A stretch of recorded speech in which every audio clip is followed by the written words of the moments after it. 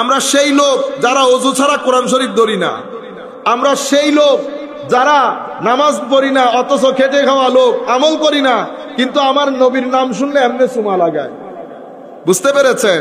তো আমাদেরকে আমার নবীর ইশক মোহাব্বত থেকে বের করার জন্য বেদাতের ফতোয়া জারি করেছে। এটা করতে পারবেন না, এখানে যেতে পারবেন না, এটা আমাদের এখানে অনেক সংস্কৃতি ডেভেলপ করেছে না, সংস্কৃতি ডেভেলপ করেছে। আপনি পুরা এগুলো সবকিছু শূন্য করে ফেলতে চাচ্ছেন। তো গত 50 বছর ধরে বাংলাদেশে এই উগ্রবাদ প্রচারের আরো একটা ধরন হচ্ছে কি, তাফসীরুল কোরআন মাহফিল। কি মাহফিল? তাফসীরুল কোরআন। আমি এখন তাফসীরুল কোরআন মাহফিলের বৈশিষ্ট্য বললে আপনি মিলাই দেখবেন আমাদের সাথে কারোর সাথে কোনো ধরনের মারামারি কাটাকাটি নেই বেটা। আপনি মিলাই দেখবেন।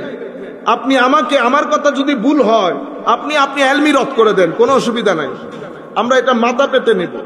আপনারটা যে উগ্রবাদী তার প্রচারের বিভিন্ন ধরন, আপনি করেন তাফসীরুল কোরআন, কিন্তু আপনার তাফসীরুল কোরআনের মধ্যে কোনোদিন কোনো আমাদের মুসলিম উম্মার যারা বড় বড় মুফাসসির, তাবারি থেকে শুরু করে তাবারি, ইবনে কাসির এক ধরনের তাফসীর, কাশাফ এক ধরনের, কুরতুবী এগুলো এক ধরনের, আবার আমাদের ইমাম রাজির এক ধরনের তাফসীর। কারণ আগুন থেকে তোমাদের পরিবার বর্গকেও বাঁচাও। এখন এটা মেইনলি আমরা তো সব সময় বলি না, সন্তানদেরকে বলি মা বাবার প্রতি সন্তানের কর্তব্য, কিন্তু সন্তানের প্রতিও তো মা বাবার কর্তব্য আছে, ঠিক না?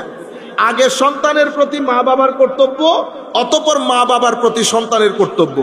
সন্তানের প্রতি মা বাবার দায়িত্ব কি? সন্তানের প্রতি মা বাবার দায়িত্ব হচ্ছে এই যে এতক্ষণ কথাগুলো বলেছি, এগুলা মা বাবার দায়িত্ব, এগুলা উস্তাদের দায়িত্ব, এগুলা মাহফিল আলেম ওলামার দায়িত্ব। ছেলেদেরকে সচেতনতা দেওয়া। কেন?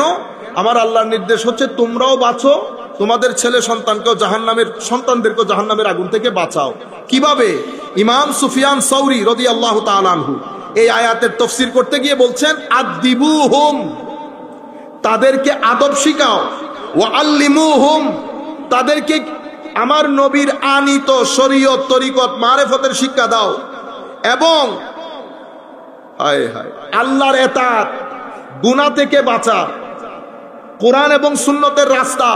আমার নবী বলেছেন 3টা জিনিসের মহব্বত শিক্ষা দাও, আলে বাইতে রাসূলের মহব্বত, আমার মহব্বত, কোরআনের তিলাওয়াত, এগুলো শিক্ষা দাও। আমার নবী ইরশাদ করেছেন, ছেলেরা 7 বছর বয়স থেকে নামাজে উদ্বুদ্ধ করো, 10 বছর বয়স থেকে তাকে নামাজের জন্য জোর দাও। এগুলা মা বাবার দায়িত্ব। কেন? কারণ মনে রাখবেন, আমি যখন আমার ছেলে বা আমার ছাত্রকে নামাজ পড়তে বলবো, সে কখনো নামাজ পড়বে না। আমি যদি বলি ভালো হও, ভালো হবে না। আমি যদি বলি ডানে যাও, ডানে যাবে না। কেন? কারণ কিছু জিনিস কথা দিয়ে হয় না, আগে আমি নিজের মধ্যে সেটা প্রতিষ্ঠিত করতে হয়। মা বাবা আগে নিজেকে বাঁচাইতে হবে। কু আনফুসাকুম, আগে তোমরা নিজেদেরকে বাঁচাও, তুমি নিজে শিখো, আদব শিখো। তোমার ভিতরে যদি নূরটা আসে, তুমি যার সাথে মিশবা নূর অটোমেটিক্যালি কনভেইড হয়ে যাবে, ট্রান্সফার্ড হয়ে যাবে। তোমার সন্তানটা অটোমেটিক্যালি তোমার মাধ্যমে ইনফ্লুয়েন্সড হবে।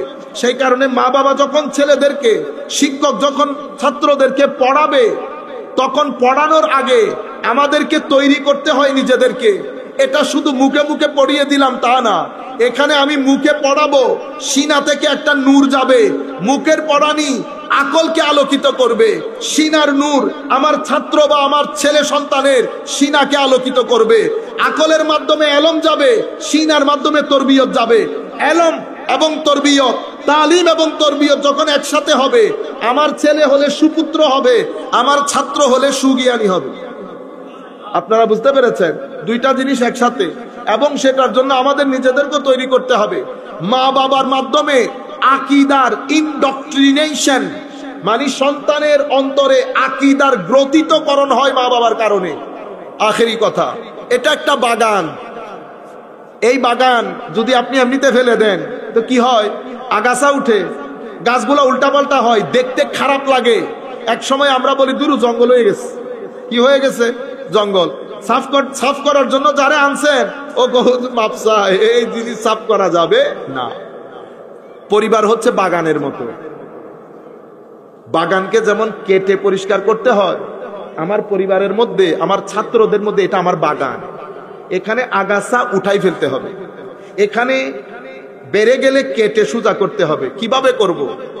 এটা কেসি দিয়ে করব, আর এখানে মুখ আর দিল দিয়ে করব। আমার গার্ডেনিং করা, আমি দেখব আমার ছেলের মধ্যে, আমার স্টুডেন্টের মধ্যে কোন জিনিসের প্রতি ইন্টারেস্ট বেশি, কোন কোন দোষ তার ভিতরে আছে। আমি এই দোষগুলা কখনো মেরে, ইমাম গাজালি বলছেন ছেলেদেরকে মারিও না, ছাত্রদেরকে মারিও না, মেরে কখনো তালিম দেওয়া যায় না। যদি মেরে তালিম দেওয়া যেত তো এই কাজ তো আমার নবী করতেন, কিন্তু আমার নবী সাহাবীর গায়ে কখনো হাত তুলেন নাই। আমার নবী সাল্লাল্লাহু আলাইহি ওয়াসাল্লাম তালিম দিতে গিয়ে কখনো বড় আওয়াজে কথা বলেন নাই। কেন? কারণ হায় হায়, সুফিয়া, আউলিয়া, মুমেন, আসল মানুষ, এরা কখনো বড় চোখ দিয়ে করে না। এদেরকে বলে সাকার। সাকার মানে চুষে নেওয়া। এদের সামনে যখন কোনো ছাত্র, শিক্ষক বসে, ছাত্র বা ছেলে সন্তান বসে, আল্লাহর এই সমস্ত মানুষগুলা এদের পাপগুলাকে চুষে খেয়ে ফেলে, পাপগুলাকে চুষে খেয়ে ফেলে। কিভাবে? মহব্বত দিয়ে, হিকমত দিয়ে, নামাজের নূর দিয়ে। সুতরাং এই মুহূর্তে যদি আমরা আমাদের ছেলে সন্তানের লুক আফটার না করি, তো এটা একসময় বাগানে পরিণত হয়ে এটা একসময় জঙ্গল হয়ে যাবে। তখন আপনি যদি বলেন ছেলে কথা শুনে না, তো এটা জঙ্গলের মতো, এটা কথা শুনবে না আপনার। সুতরাং শুরু থেকে যখন আমি তাকে ধরতে পারবো, কেন 16 বছর পরে আমি তাকে লাখ চেষ্টা করে আমার রাস্তায় আনতে পারবো না। স্বর্ণ নরম থাকতে ডিজাইন দিতে হয়, শক্ত হয়ে গেলে আর ডিজাইন দেওয়া যায় না। সুতরাং আমার ছেলেপুলে যারা আছে, আমরা একটু সচেতন হই। কেন? কারণ সামনের পরিস্থিতি আমরা যদি এই তরবিয়তগুলো তাদেরকে দিয়ে না যায়, সব জায়গা থেকে ধর্মকে বের করে দেওয়ার যেই তন্দল শুরু হয়েছে, আমার এই ছেলেগুলা, আপনারা লিখে রাখবেন আজকে আমার কথা যদি ভুল হয়, 15 বছর পরে বাংলাদেশে suicide rate, divorce rate, crime rate, drug dealing, অস্থিরতা আজ থেকে 15 বছর পরে বাংলাদেশে আকাশে গিয়ে ঠেকবে। জায়গা থেকে রিলিজ করে দিতেন, তারা যদি সুযোগ পাইতো লেখাপড়া করার, আল্লাহর ইজ্জতের কসম, মাদ্রাসার মধ্যে এখনো পর্যন্ত যত দারুণ দারুণ মেধা, এরা আগুন লাগাই দিতে পারবে, জ্ঞানের আগুন। আপনারা বুঝতে পেরেছেন? এই পরিস্থিতির মধ্যে আমরা এসে পড়েছি। আল্লাহ রাব্বুল আলামিন আমাদের হামি ও নাসির যদি না হইতো, আল্লাহ পাক জানে এখানে ধর্মের ক্ষেত্রে কি দুর্ঘটনা ঘটে যেত। সুফিয়ায়ে কেরামের বদৌলতে, আল্লাহ রসুলের নেগাহে করমে আমরা এখন এই অবস্থার মধ্যে আছি। এবং মাহফিলগুলার মাধ্যমে সুফিয়ায়ে কেরামের মাধ্যমে, তাদের মেইন টার্গেট ছিল সুফিয়ায়ে কেরাম। মানে এলাকার মধ্যে কোনো মাজার থাকতে পারবে না, সেই জায়গার মধ্যে আরেকটা কাজ শুরু করেছে মিডল ইস্টকে দিয়ে। মুসলমানদের সমাজের মধ্যে একটা সংস্কারবাদী আন্দোলন শুরু করেছে। কি আন্দোলন? সংস্কারবাদী। আমার ভাইয়েরা নিজেদের নাম দেয় সালাফি। কি নাম দেয়? সালাফি। মানি আপনি এগুলা বলিয়েন না, একদম আমরা পিছনের যুগে আল্লাহ রসুলের সময়কালে দিন যেটা সেটা, আল্লাহ রসুলের কালে দিন যেটা সেটা। এই মুভমেন্টটা পৃথিবীর একটা জায়গা থেকে শুরু হয়েছে। যেই জায়গা থেকে শুরু হয়েছে সেই জায়গার মধ্যে মাজারগুলাকে ভেঙে দেওয়া হয়েছে। মাজারগুলা ভেঙে দিয়ে এখানে মুভমেন্টের পতাকার মধ্যে লেখা আছে শিরক আর বেদাত মুক্ত ধর্ম। শিরক আর বেদাত মুক্ত ধর্ম নাম দিয়েছে কি? সংস্কার। কেন? মুসলমানদের মধ্যে শিরক আর বেদাত ঢুকে গেছে, মূল কনসেপ্ট কিন্তু আমাদের না, এই কনসেপ্টও বাইরের। কেন? এটাকে আমরা ইংরেজিতে পিউরিটান মুভমেন্ট বলি। কি মুভমেন্ট? Puritan movement. খ্রিস্টানরা করেছে। কি করেছে? খ্রিস্টানদের মধ্যে পাদ্রীরা যা বলতো তা ধর্ম, পাদ্রীরা যা বলতো তা ধর্ম। ওখানে তো আর কোরআন সুন্নাহ নাই, মিলাই দেখবেন। পাদ্রীরা যদি বলে ডানে যাইতে, আপনি ডানে যাইতে বাধ্য, ডানে যাওয়া ফরজ। যদি আপনি পাদ্রীর ডানে যাওয়ার বিরুদ্ধে কথা বলেন, তাইলে তো আপনার বিরুদ্ধে ধর্মদ্রোহিতার কেস জানা হয়। বুঝতে পেরেছেন? জানাই ফেলবে দরকার হলে। সেই কারণে সেই জায়গার মধ্যে একটা মুভমেন্ট শুরু হয়, পিউরিটান মুভমেন্ট। আমরা সংস্কার চাই ধর্মের। একই কনসেপ্টে আমাদের এখানেও শুরু হয়েছে, কিন্তু খ্রিস্টানরা যে সমস্যায় পড়েছে সেই সমস্যা মুসলমানদের মধ্যে কখনো হয় নাই। কেন? কারণ আমার নবী ধর্মের সোর্স করে দিয়েছে তিনটা। কয়টা? আপনারা চারটা বলেন, আসলে তো চারটা, কিন্তু আমি মৌলিকভাবে বুঝাইতে চাচ্ছি। কোরআন, সুন্নাহ এবং কে? উলামা। আপনারা আলেমদের বিরুদ্ধে লেগে থাকেন, আলেম বাদ দেন। ও বেটা, আলেম বাদ দিলে কোরআনের আয়াত বাদ দিতে হবে। আল্লাহ বলতেছেন ইয়া আইয়ুহাল্লাযীনা আমানু আতিউল্লাহ ওয়া আতিউর রাসূল, এরপরে কি ওয়া উলিল আমরি মিনকুম। আল্লাহ, রসুল, উলিল আমর। এখন উলিল আমর কে?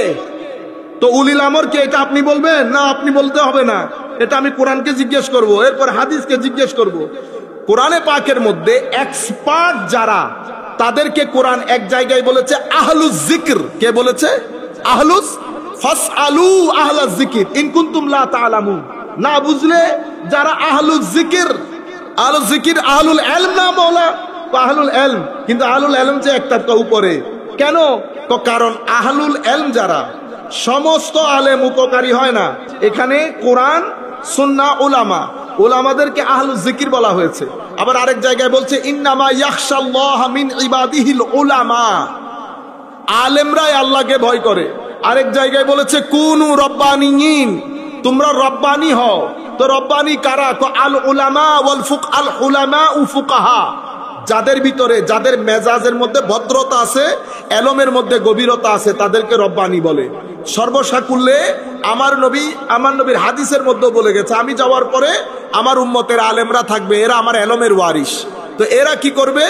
কোরআন, সুন্নাহ, উলামা, কোরআন, সুন্নাহ, উলামা। এখন এরা কি করে? এরা ব্যাখ্যা করে। এরা কি করে? ব্যাখ্যা করে। উম্মতের যদি কোনো কিছু বুঝে না আসে, বুঝাই দেয়। যখন সমাজের মধ্যে নতুন নতুন প্রশ্ন তৈরি হয়, এরা প্রশ্নের উত্তর দেয়। এরা প্রশ্নের উত্তর দেয়। তো এরাও আমাদের ধর্মের, আপনি যদি বলেন না ইসলামী শরীয়তের আলোকে বলেন, তো একবার দেখলাম উনি আলেমের কথা বলাতে এই সেইটা উঠছে, সেইটা উঠে বলে কি, আপনাকে বলছি শরীয়তের আলোকে। হুজুর বলতেছে আমি শরীয়তের আলোকে তো বলতেছি। না না না, কোরআন সুন্নাহ। ও কোরআন শরীয়ত বলতেছে, শরীয়তের চোখ তিনটা। কয় চোখ? শরীয়ত তিন চোখা। কোরআনের এক চোখ, হাদিসের এক চোখ, আলেমের আরেক চোখ। তবে ফারাক হচ্ছে এতটুকু, আলেম কথা যেটা বলবে সেটার একটা ডাইরেক্ট অথবা ইনডাইরেক্ট দলিল কোরআন এবং সুন্নাহ থেকে দিতে হবে। একটা দ্বিতীয় ফারাক হচ্ছে কোরআন এবং সুন্নাহ আনচেঞ্জেবল, অপরিবর্তনীয়। আনচ্যালেঞ্জেবল, কেউ চ্যালেঞ্জ করতে পারবে না। এভারলাস্টিং, সব সময় থাকবে।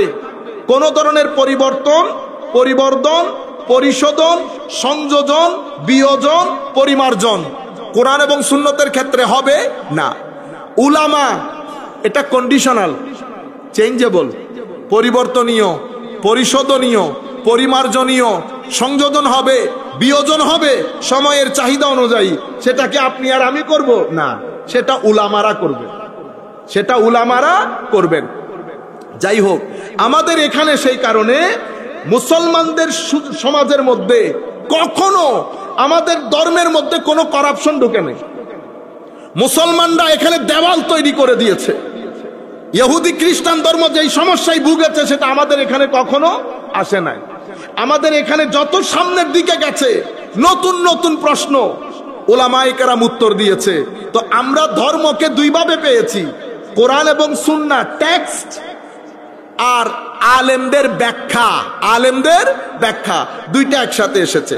ব্যাখ্যা যদি রুহানি হয় তাসাউফ বলি, ব্যাখ্যা যদি আইন সংক্রান্ত হয় ফিকা বলি, ব্যাখ্যা যদি হাদিস সংক্রান্ত হয় এলমে হাদিস বলি।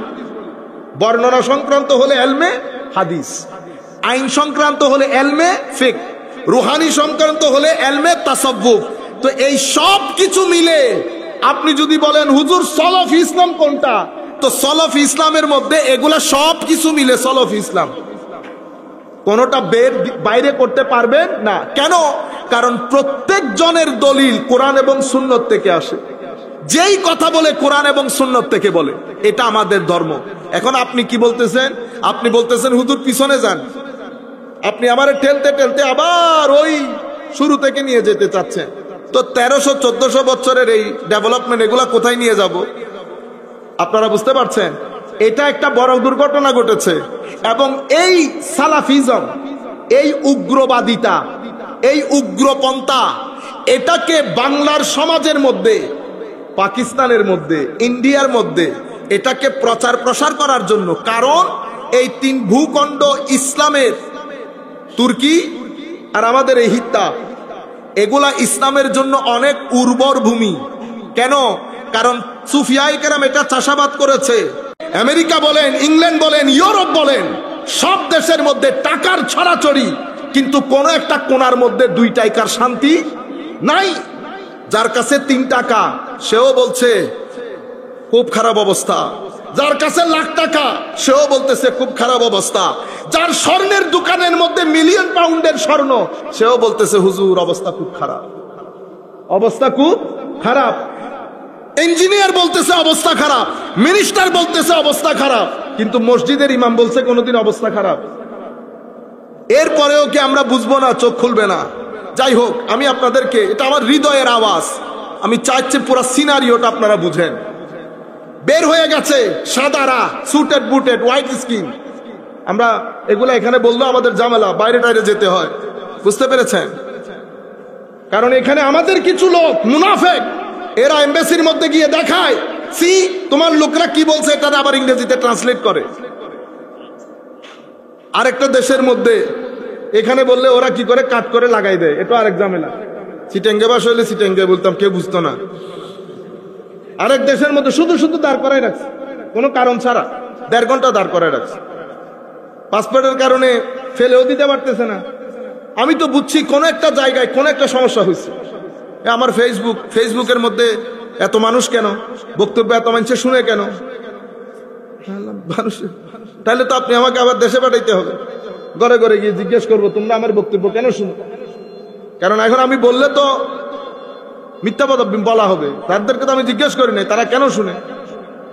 এই যে ঘটনাগুলো ঘটতেছে কেন, আমাদের এখানে আমাদের কিছু লোক আছে, তারা কি করে এগুলা দেখায়। দেখেন আপনাদের লোক কি বলে, কেমনে কথা বলে। তারা এই কাজগুলা করে গেছে, তাদের আইডিয়া ছিল 50 বছর পরে এখানে কোনো খাতে পিতে গারানেছে টাকা পয়সা আছে এমন ঘরানা থেকে মাদ্রাসায় আসবে না। আচ্ছা, এরপরে কি করছে? তো শিক্ষিত শ্রেণী হঠাৎ করে যদি তারা দিন জানতে চায়, তারা কেমনে জানবে? কারণ আরবি তো শিক্ষা ব্যবস্থা থেকে খতম, আরবি শিক্ষা ব্যবস্থা থেকে খতম। আরবি বলতে পারা, আরবি জানা, জানেও না জাহেল মূর্খরা। আরে বেটা, এই ইংরেজির ডিকশনারি কত হবে? 1400 পৃষ্ঠার পেজ, অক্সফোর্ড ডিকশনারি, এটাই তো ইংরেজি ডিকশনারি। এটা খায়া ফেলছেন মানে ইংরেজি খায়া ফেলছেন, ঠিক না?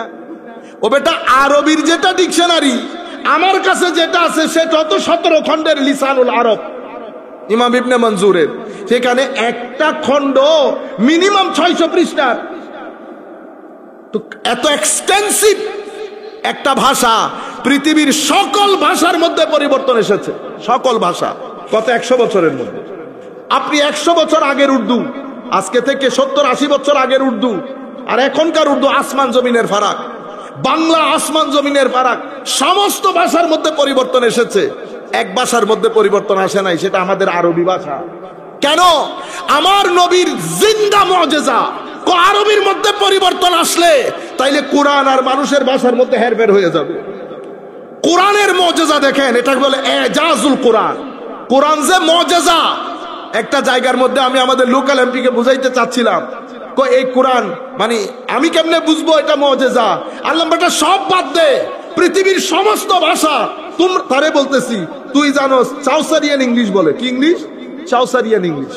আজ থেকে 250-300 বছর আগে চাউসারিয়ান ইংলিশ বুঝার লোক ইংল্যান্ডের মধ্যে এখন নাই।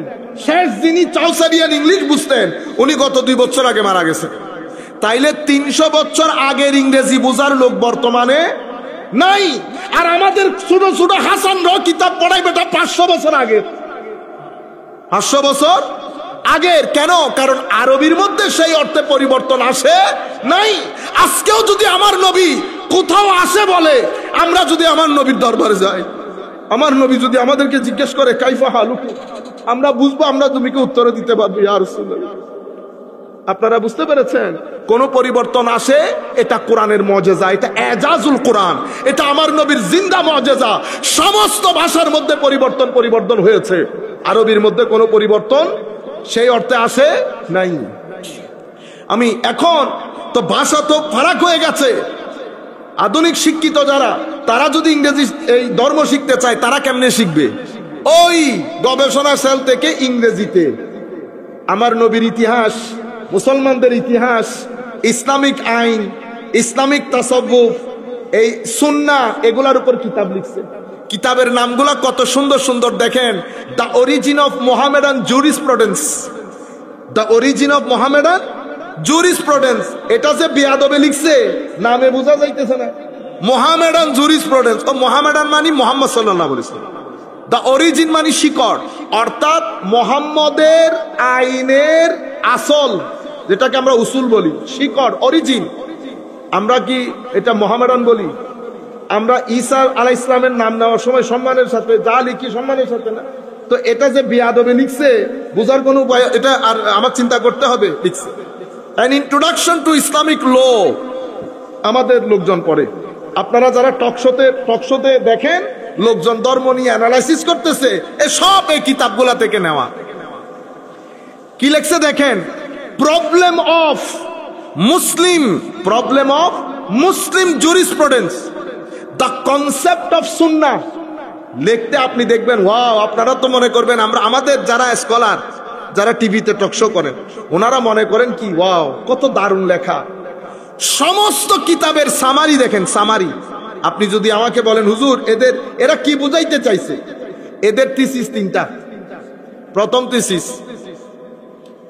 প্রথম বলতেছে, মুসলমানদের যে আইন, যেটাকে ওরা ফিকহে ইসলামী বলে, ইসলামিক ফিক, আমাদের যারা লামাযহাবী, ইনারও, আমি রিকোয়েস্ট করবো আপনারা একটু শুনে দেখেন। ফিকহে ইসলামী এটা মুহাম্মদ সাল্লাল্লাহু আলাইহি ওয়াসাল্লামের দেওয়া কোনো কিছু না। এটা তো মুসলমান আলেমরা পরবর্তীতে ইহুদি আইন, খ্রিস্টান আইন, আরবদের অজ্ঞতার যুগে বিভিন্ন আইন, রোমান আইন, সবকিছুকে নিয়ে গসা মাজা করে মুসলমান আইন বলে চালাই দিছে। দেখছেন না কি সুন্দর?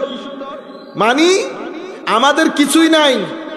আমরা বালি কিনছি আমার কাকা থেকে, সিমেন্ট কিনছি এর কাছ থেকে, মিস্ত্রি ভাড়া করছি এখান থেকে, ইট নিছি আরেকজনের কাছ থেকে, সবকিছু নিয়ে আমরা আমাদের ঘর বানাইছি। আমাদের কোনো কিছু নাই। তো ইনারা যখন এগুলা পড়েন, আমাদের শিক্ষিত শ্রেণী, তো ওনারা মনে করেন, হ্যাঁ এটাই তো ঠিক, এটা ইহুদি আইন, এটা খ্রিস্টান আইন, এটা রোমান আইন। কারণ উনি যার চোখ দিয়ে ধর্মকে দেখতেছেন, সেই ব্যক্তি আমার নবীর নবুয়তি বিশ্বাস করে না। বিশ্বাস করে না। আমি যখন এই কথা একজনকে বলছি, না গবেষকের গবেষণা তো, তখন আমি ওনারে বলছি, ভাইজান, জামাত ইসলাম যদি বাংলাদেশের ইতিহাসের বই লিখে, আপনি পড়বেন?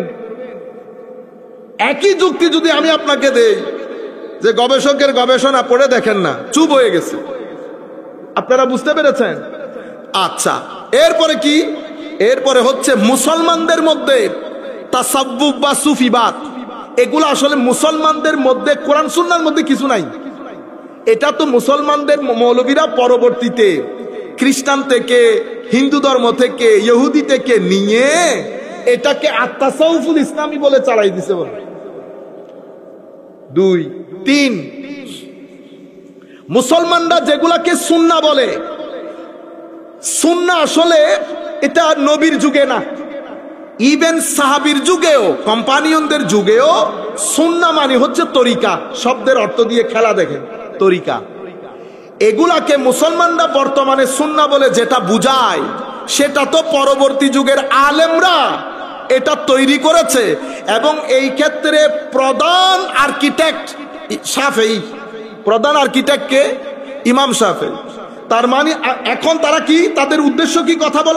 কথা বলার উদ্দেশ্য হচ্ছে, আমাদের এখানে হাদিসে রাসূলের কোনো লিগ্যাল, আইনগত কোনো ভিত্তি নাই। এটাকে আমরা মুনকিরিনে হুজ্জিয়তে সুন্নাহ বলি। মানে আমার নবীর সুন্নতের অথরিটিকে অস্বীকার করা। যারা বর্তমানে নিজেদেরকে আহলে কোরআন বলে, কি বলে? আহলে কোরআন। এদের যুক্তি এরা কোত্থেকে নেয়? এই কিতাবগুলা থেকে। কিন্তু ডিবেট করার সময় কথাগুলো এমন ভাবে বলে যেন নিজে নিজে লেখাপড়া করে নিজেরা বলতেছে সবকিছু। আমি একজনের বক্তব্য শুনে মনে মনে হাসতেছি। সবকিছু ওই জোসেফ শেখ, আমরা কালকে হাসানদেরকে বলছি, জোসেফ স্যাক্সের কিতাব থেকে পড়ে পড়ে ডিবেট করে, ফাজিলের ফাজিল। আপনারা বুঝতে পারছেন, কোন আলেম কখনো আমার নবীর হাদিসের হুজ্জিয়তকে অস্বীকার করছে? কোন আলেম করে নাই, সব সাধারণ শ্রেণী। এটাই হচ্ছে ওদের থিসিস, সাধারণ মাইন্ডকে কনফিউজ করার জন্য, সাধারণ মাইন্ডকে কনফিউজ করার জন্য। এখন আমাদের এই ভাইয়েরা যখন, আধুনিক শিক্ষার ভাইয়েরা যখন এগুলা পড়ে, তারা কনফিউজড হয়। তারা যখন আমার নবীর জীবনী জানবেন, প্রত্যেকে জানবেন ইংরেজি সোর্স থেকে। আপনারা বুঝতে পেরেছেন সফলতা কোথায় এসেছে? সফলতা এসেছে ওনারা যেটা করতে চেয়েছেন সেটা হয়ে গেছে। এখন আমরা আমাদের ঘর থেকে মাদ্রাসায় কাউকে দেই না। আজকে আপনারা যে এতিমখানা করেছেন, ঠিক আছে, আল্লাহ রাব্বুল আলামিন আপনাদেরকে জাযায়ে খের দান করুক। আমরা দ্বীনের খেদমতের ভার এদের উপর ছেড়ে দিয়েছি। আমরা নিজেদের ছেলেপুলে এই জায়গার মধ্যে দেই না, অথচ প্রত্যেক এলাকার ভালো ভালো পরিবার থেকে 2-3টা ছেলে যদি এখানে দিতেন, সমাজের সুরত পরিবর্তন হয়ে যেত। আমাকে একজন বলছেন, তাইলে এখন কি করতে হবে? আল্লাহ 50টা বছর লাগবে শুধু। আপনি ভালো ভালো পরিবার থেকে ছেলেদেরকে মাদ্রাসায় পড়ান, দেশে বিদেশে লেখাপড়া করান, 50 বছর পরে বাংলাদেশের পরিস্থিতি পরিবর্তন হয়ে যাবে। তখন এই ছেলেগুলাকে যখন টকশোতে বসাবেন, টকশোর মধ্যে ঝড় তৈরি হবে, কারণ এরা ইংরেজি, উর্দু, আরবি 3মুখী ভাষা বলবে, আপনি কন্ট্রোল করতে পারবেন না। এখন আপনারা কি করেন? ইংরেজি বলে জারি মারলে আমাদের ভাইগুলা ভয় পেয়ে যায়। আপনারা বুঝতে পেরেছেন? এরপরে আমাদের ছেলেরা গবেষণার সুযোগ পায় না, তাদের উপর পরিবারের ইনকামের একটা চাপ থাকে। আপনি তাদেরকে যদি এই জায়গা থেকে রিলিজ করে দিতেন, তারা যদি সুযোগ পাইতো লেখাপড়া করার, আল্লাহর ইজ্জতের কসম, মাদ্রাসার মধ্যে এখনো পর্যন্ত যত দারুণ দারুণ মেধা, এরা আগুন লাগাই দিতে পারবে, জ্ঞানের আগুন। আপনারা বুঝতে পেরেছেন? এই পরিস্থিতির মধ্যে আমরা এসে পড়েছি। আল্লাহ রাব্বুল আলামিন আমাদের হামি ও নাসির যদি না হইতো, আল্লাহ পাক জানে এখানে ধর্মের ক্ষেত্রে কি দুর্ঘটনা ঘটে যেত। সুফিয়ায়ে কেরামের বদৌলতে, আল্লাহ রসুলের নেগাহে করমে আমরা এখন এই অবস্থার মধ্যে আছি। এবং মাহফিলগুলার মাধ্যমে সুফিয়ায়ে কেরামের মাধ্যমে, তাদের মেইন টার্গেট ছিল সুফিয়ায়ে কেরাম। মানে এলাকার মধ্যে কোনো মাজার থাকতে পারবে না, সেই জায়গার মধ্যে আরেকটা কাজ শুরু করেছে মিডল ইস্টকে দিয়ে। মুসলমানদের সমাজের মধ্যে একটা সংস্কারবাদী আন্দোলন শুরু করেছে। কি আন্দোলন? সংস্কারবাদী। আমার ভাইয়েরা নিজেদের নাম দেয় সালাফি। কি নাম দেয়? সালাফি। মানি আপনি এগুলা বলিয়েন না, একদম আমরা পিছনের যুগে আল্লাহ রসুলের সময়কালে দিন যেটা সেটা, আল্লাহ রসুলের কালে দিন যেটা সেটা। এই মুভমেন্টটা পৃথিবীর একটা জায়গা থেকে শুরু হয়েছে। যেই জায়গা থেকে শুরু হয়েছে সেই জায়গার মধ্যে মাজারগুলাকে ভেঙে দেওয়া হয়েছে। মাজারগুলা ভেঙে দিয়ে এখানে মুভমেন্টের পতাকার মধ্যে লেখা আছে শিরক আর বেদাত মুক্ত ধর্ম। শিরক আর বেদাত মুক্ত ধর্ম নাম দিয়েছে কি? সংস্কার। কেন? মুসলমানদের মধ্যে শিরক আর বেদাত ঢুকে গেছে, মূল কনসেপ্ট কিন্তু আমাদের না, এই কনসেপ্টও বাইরের। কেন? এটাকে আমরা ইংরেজিতে পিউরিটান মুভমেন্ট বলি। কি মুভমেন্ট? Puritan movement. খ্রিস্টানরা করেছে। কি করেছে? খ্রিস্টানদের মধ্যে পাদ্রীরা যা বলতো তা ধর্ম, পাদ্রীরা যা বলতো তা ধর্ম। ওখানে তো আর কোরআন সুন্নাহ নাই, মিলাই দেখবেন। পাদ্রীরা যদি বলে ডানে যাইতে, আপনি ডানে যাইতে বাধ্য, ডানে যাওয়া ফরজ। যদি আপনি পাদ্রীর ডানে যাওয়ার বিরুদ্ধে কথা বলেন, তাইলে তো আপনার বিরুদ্ধে ধর্মদ্রোহিতার কেস আনা হয়। বুঝতে পেরেছেন? জানাই ফেলবে দরকার হলে। সেই কারণে সেই জায়গার মধ্যে একটা মুভমেন্ট শুরু হয়, পিউরিটান মুভমেন্ট। আমরা সংস্কার চাই ধর্মের। একই কনসেপ্টে আমাদের এখানেও শুরু হয়েছে। কিন্তু খ্রিস্টানরা যে সমস্যায় পড়েছে সেই সমস্যা মুসলমানদের মধ্যে কখনো হয় নাই। কেন?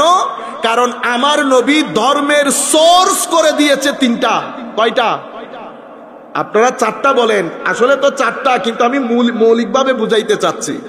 কোরআন, সুন্নাহ এবং কে? উলামা। উলামা। আপনারা আলেমদের বিরুদ্ধে লেগে থাকেন, ও আলেম বাদ দেন। ও বেটা, আলেম বাদ দিলে কোরআনের আয়াত বাদ দিতে হবে। আল্লাহ বলতেছেন ইয়া আইয়ুহাল্লাযীনা আমানু আতিউল্লাহ ওয়া আতিউর রাসূল। এরপরে কি? ওয়া উলিল আমরে মিনকুম, আল্লাহ, রসুল, উলিল আমর। এখন উলিল আমর কে? তো উলিল আমর কে এটা আপনি বলবেন না? আপনি বলতে হবে না, এটা আমি কোরআনকে জিজ্ঞেস করব, এরপর হাদিসকে জিজ্ঞেস করব। কোরআনে পাকের মধ্যে এক্সপার্ট যারা, তাদেরকে কোরআন এক জায়গায় বলেছে আহলুজ জিকর। কে বলেছে? আহলুস, ফাসআলু আহলাজ জিকির ইন কুনতুম লা তাআলামুন। না বুঝলে যারা আহলুজ জিকির, আহলুজ জিকির আহলুল ইলম না বলা, আহলুল ইলম, কিন্তু আহলুল ইলম যে একটা উপরে। কেন? কারণ আহলুল ইলম যারা, সমস্ত আলেম উপকারী হয় না। এখানে কোরআন, সুন্নাহ, উলামা, উলামাদেরকে আহলুজ জিকির বলা হয়েছে। আবার আরেক জায়গায় বলছে ইন্নামা ইয়াখশাল্লাহ মিন ইবাদিহিল উলামা, আলেমরাই আল্লাহকে ভয় করে। আরেক জায়গায় বলেছে কুনু রব্বানিয়িন, তোমরা রব্বানি হও। তো রব্বানি কারা? আল উলামা ওয়াল ফুক, আল উলামা ও ফুকাহা, যাদের ভিতরে, যাদের মেজাজের মধ্যে ভদ্রতা আছে, এলমের মধ্যে গভীরতা আছে, তাদেরকে রব্বানি বলে। সর্বসাকুল্যে আমার নবীর হাদিসের মধ্যে বলে গেছে, আমি যাওয়ার পরে আমার উম্মতের আলেমরা থাকবে, এরা আমার এলমের ওয়ারিস। তো এরা কি করবে? কোরআন, সুন্নাহ, উলামা, কোরআন, সুন্নাহ, উলামা। এখন এরা কি করে? এরা ব্যাখ্যা করে। এরা কি করে? ব্যাখ্যা করে। উম্মতের যদি কোনো কিছু বুঝে না আসে, বুঝাই দেয়। যখন সমাজের মধ্যে নতুন নতুন প্রশ্ন তৈরি হয়, এরা প্রশ্নের উত্তর দেয়। এরা প্রশ্নের উত্তর দেয়। তো এরাও আমাদের ধর্মের, আপনি যদি বলেন না ইসলামী শরীয়তের আলোকে বলেন, তো একবার দেখলাম উনি আলেমের কথা বলাতে এই সেইটা উঠছে, সেইটা উঠা বলে কি, আপনাকে বলছি শরীয়তের আলোকে বলতে। হুজুর বলতেছে আমি শরীয়তের আলোকে তো বলতেছি। না না না, কোরআন সুন্নাহ। ও কোরআন শরীয়ত বলতেছে, শরীয়তের চোখ তিনটা। কয় চোখ? শরীয়ত তিন চোখা। কোরআনের এক চোখ, হাদিসের এক চোখ, আলেমের আরেক চোখ। তবে ফারাক হচ্ছে এতটুকু, আলেম কথা যেটা বলবে সেটার একটা ডাইরেক্ট অথবা ইনডাইরেক্ট দলিল কোরআন এবং সুন্নাহ থেকে দিতে হবে, একটা। দ্বিতীয় ফারাক হচ্ছে কোরআন এবং সুন্নাহ আনচেঞ্জেবল, অপরিবর্তনীয়, আনচ্যালেঞ্জেবল, কেউ চ্যালেঞ্জ করতে পারবে না, এভারলাস্টিং, সব সময় থাকবে। কোন ধরনের পরিবর্তন, পরিবর্ধন, পরিশোধন, সংযোজন, বিয়োজন, পরিমার্জন কোরআন এবং সুন্নতের ক্ষেত্রে হবে না। উলামা এটা কন্ডিশনাল, চেঞ্জেবল, পরিবর্তনীয়, পরিশোধনীয়, পরিমার্জনীয়, সংযোজন হবে, বিয়োজন হবে সময়ের চাহিদা অনুযায়ী।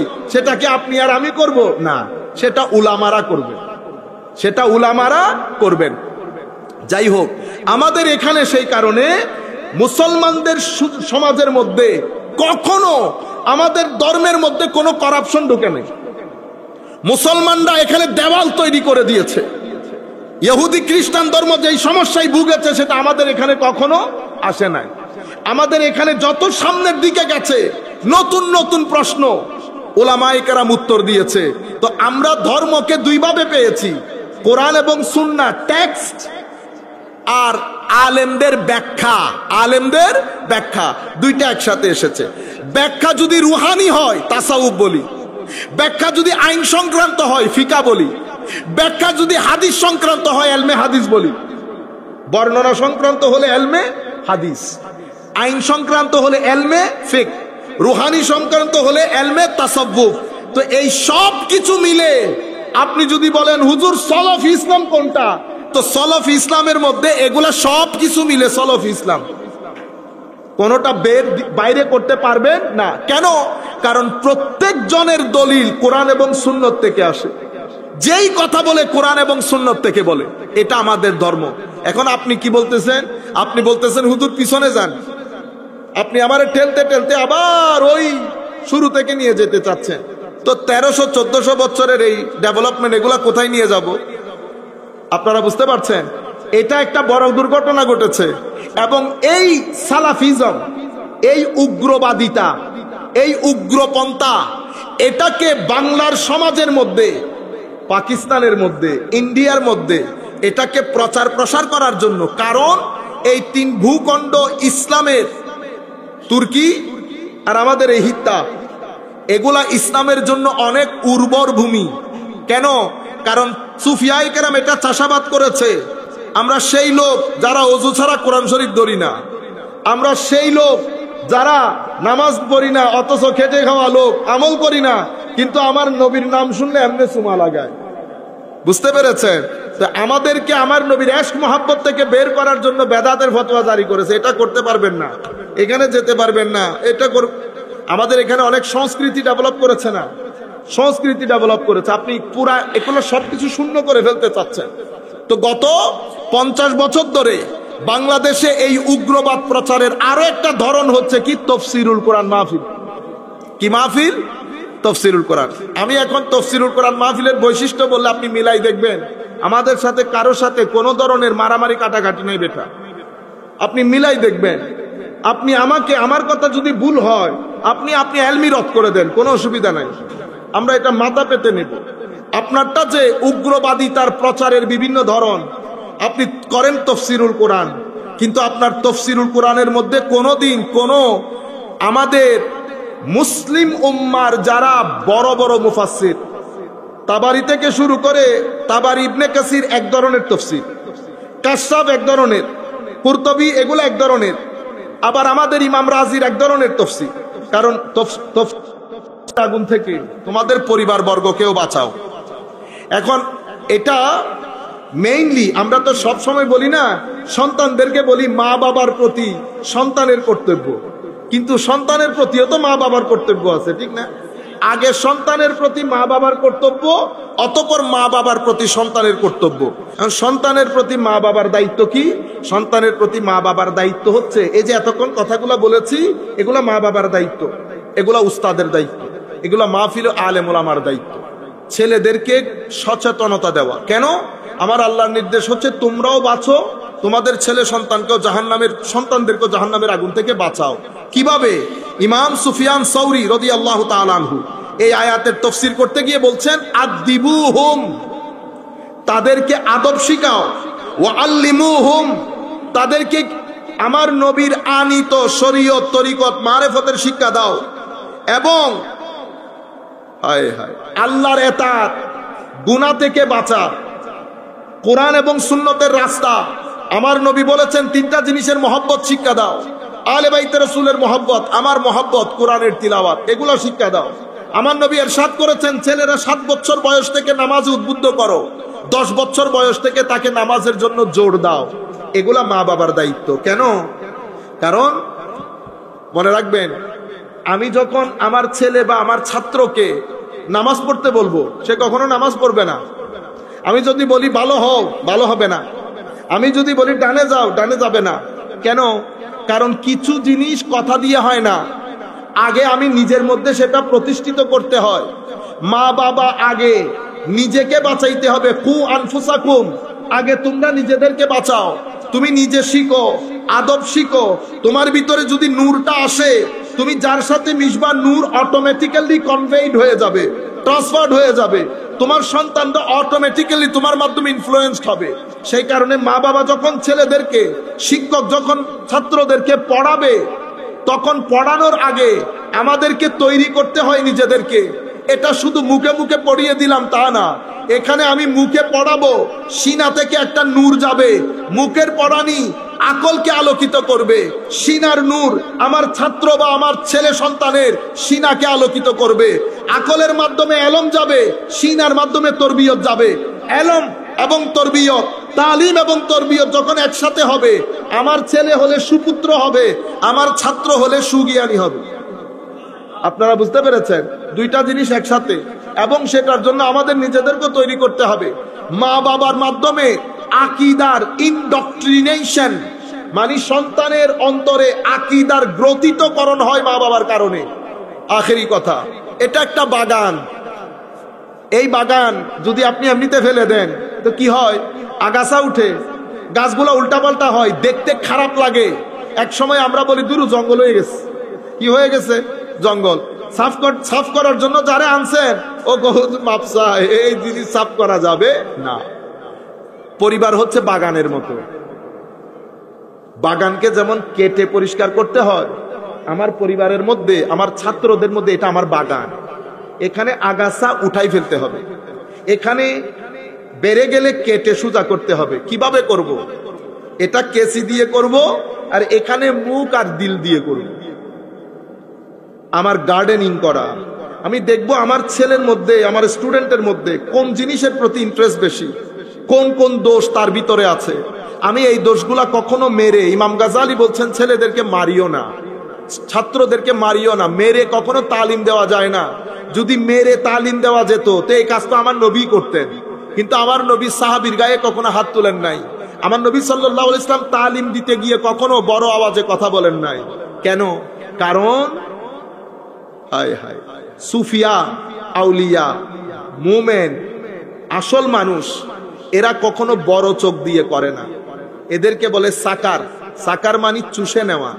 এদের সামনে যখন কোনো ছাত্র শিক্ষক বসে, ছাত্র বা ছেলে সন্তান বসে, আল্লাহর এই সমস্ত মানুষগুলা এদের পাপগুলাকে চুষে খেয়ে ফেলে, পাপগুলাকে চুষে খেয়ে ফেলে। কিভাবে? মহব্বত দিয়ে, হিকমত দিয়ে, নামাজের নূর দিয়ে। সুতরাং এই মুহূর্তে যদি আমরা আমাদের ছেলে সন্তানের লুক আফটার না করি, তো এটা একসময় বাগানে পরিণত হয়ে এটা একসময় জঙ্গল হয়ে যাবে। তখন আপনি যদি বলেন ছেলে কথা শুনে না, তো এটা জঙ্গলের মতো, এটা কথা শুনবে না। সুতরাং শুরু থেকে যখন আমি তাকে ধরতে পারবো, কেন 16 বছর পরে আমি তাকে লাখ চেষ্টা করে আমার রাস্তায় আনতে পারবো না। স্বর্ণ নরম থাকতে ডিজাইন দিতে হয়, শক্ত হয়ে গেলে আর ডিজাইন দেওয়া যায় না। সুতরাং আমার ছেলেপুলে যারা আছে, আমরা একটু সচেতন হই। কেন? কারণ সামনের পরিস্থিতি আমরা যদি এই তরবিয়তগুলো তাদেরকে দিয়ে না যায়, সব জায়গা থেকে ধর্মকে বের করে দেওয়ার যেই তন্দল শুরু হয়েছে, আমার এই ছেলেগুলা, আপনারা লিখে রাখবেন আজকে আমার কথা যদি ভুল হয়, 15 বছর পরে বাংলাদেশে suicide rate, divorce rate, crime rate, drug dealing, অস্থিরতা, আজ থেকে 15 বছর পরে বাংলাদেশে আকাশে গিয়ে ঠেকবে। আমাদের লোকগুলা, হুজুর এত মাহফিল হয়, হেদায়েত হয় না। আবার মাহফিলের মধ্যে খালি হেদায়েত হবে। কোন হেদায়েত হয়ে যাইতেছে আপনি বুঝতেছেন? আপনি মনে করছেন হেদায়েত মানি ওই নামাজ পড়তে দৌড় দেওয়া, এটা হেদায়েত, এটা আল্লাহ চাইলে আল্লাহ করবে। কিন্তু এখানে ওয়াজ তাকরীরের মাধ্যমে এই যে আমাদের ভিতরের স্থিরতা, আমরা অস্থির হচ্ছি না। ক্রাইম রেটের ক্ষেত্রে, ড্রাগ ডিলিং এর ক্ষেত্রে, ডিভোর্সের ক্ষেত্রে, সুইসাইডাল স্টেপের ক্ষেত্রে ওয়াজ তাকরীর যে কি পরিমাণ ভূমিকা রাখতেছে, আপনি ইংল্যান্ড আমেরিকাকে জিজ্ঞেস করেন, আমরা মিডল ইস্টের ধর্ম চাইতেছি না, আমরা ওই জায়গার উন্নতিও চাইতেছি না। মিডল ইস্টের ধর্ম আছেন আমাদের বাইরে আইসা দেখছিনি ধর্ম, ও কি ধর্ম দেখছি, ও বস মানে সুপার মার্কেট খোলা 24 ঘন্টা, মসজিদ খোলা 15 মিনিট, 5 ওয়াক্ত নামাজের জন্য 5-15 কত 75 মিনিট, শপিং মল খোলা 24 ঘন্টা 24/7, আর এটা 75। এখানে কি নাই? এখানে ওই হুজুর জুমার বক্তব্য দিতেছে, এটা তো আদবও জানে না। আপনি দাঁড়াইছেন না, আপনি বসছেন, আপনার সামনে আইসা দাঁড়ায় আছে, মানে এর আকলে কাজ করতেছে না যে আমার পিছনের ভদ্রলোক দীর্ঘক্ষণ পর্যন্ত বসা, আমি তাকে এভাবে দাঁড়াই থাকলে তার ক্ষতি হচ্ছে, ডিস্টার্ব হচ্ছে। এতটুকুন বুঝার সালাহিয়ত নষ্ট হয়ে গেছে। কেন? আপনি মাজার ভেঙে দিচ্ছেন না, মাজার ভেঙে দিচ্ছেন। আপনি তরিকত, তাসাউফ, দ্বীনের তালিমাত সবকিছু বন্ধ করে দিয়েছেন বিল্ডিং বানানোর জন্য। বিল্ডিং বানান। আল্লাহ রাব্বুল আলামিন আমাদের হামি ও নাসির হোক। মওলাই করিম আমাদেরকে কবুল করুক। মা আলাইনা ইল্লাল বালাগুল মুবিন। আসসালামু আলাইকুম ওয়া রাহমাতুল্লাহি তাআলা ওয়া বারাকাতুহু।